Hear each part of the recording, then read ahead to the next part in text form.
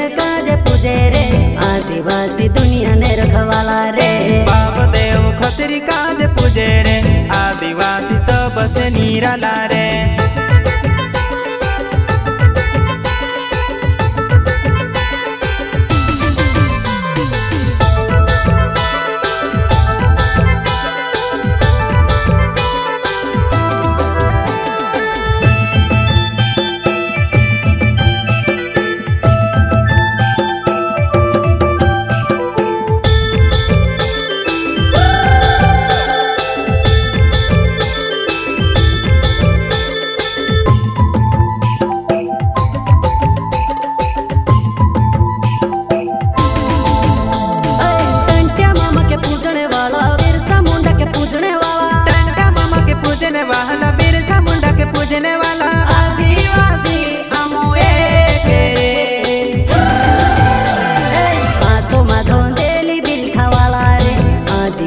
जंगल रखवाला रे आदिकाल से जंगल में रह जयाम आदिवासी जंगल रखवाला रे।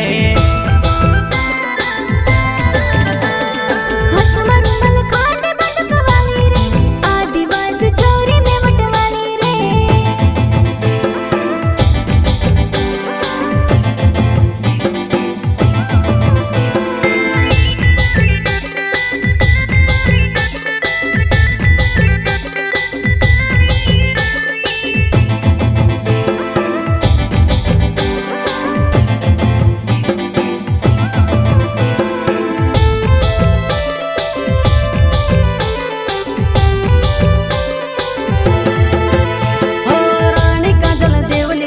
बाबा देव कंसरी माड़ी रानी काजल देवली माड़ी बाबा देव कंसरी माड़ी आदिवासी ने भगवान रे।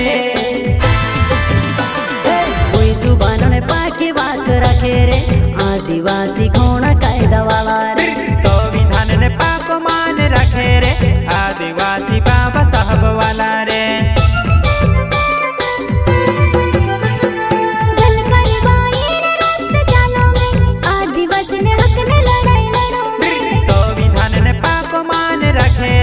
आदिवासी बाबा साहब वाला रे।